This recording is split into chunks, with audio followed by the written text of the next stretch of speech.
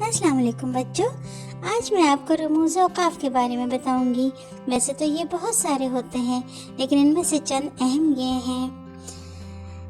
خاتمہ کسی بھی جملے یا اقتباس کے اختتام پر لگایا جاتا ہے تاکہ اگلے جملے کو پچھلے جملے سے الگ کیا جا سکے۔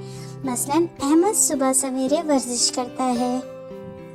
سکتہ مختلف اسماء کو یا افعال کو ایک دوسرے سے جدا کرنے کے لیے لگایا جاتا ہے۔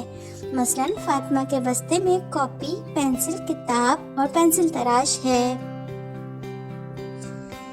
استفہامیہ کوئی بات پوچھی جائے یا سوال کیا جائے تو ایسے جملے کے اختتام پر استعمال ہوتا ہے۔ مثلاً کیا تم کل بازار جاؤ گے؟ ندائیہ کسی بھی جملے میں احساس و جذبات کو ظاہر کرتا ہے، یا خوشی و غم، حیرانی، افسوس وغیرہ جیسے جذبات کو ظاہر کرتا ہے، جیسے اف آج بہت گرمی ہے۔ واوین کسی کی کہی ہوئی بات، فرمان یا قول کو اس نشان کے ذریعے واضح کیا جاتا ہے۔ مثلاً حضور نے فرمایا تم میں بہتر وہ ہے جس کے اخلاق سب سے اچھے ہوں۔ اس چینل کو لائک اینڈ سبسکرائب کر دیجیے گا، شیئر کر دیجیے گا۔ اللہ حافظ۔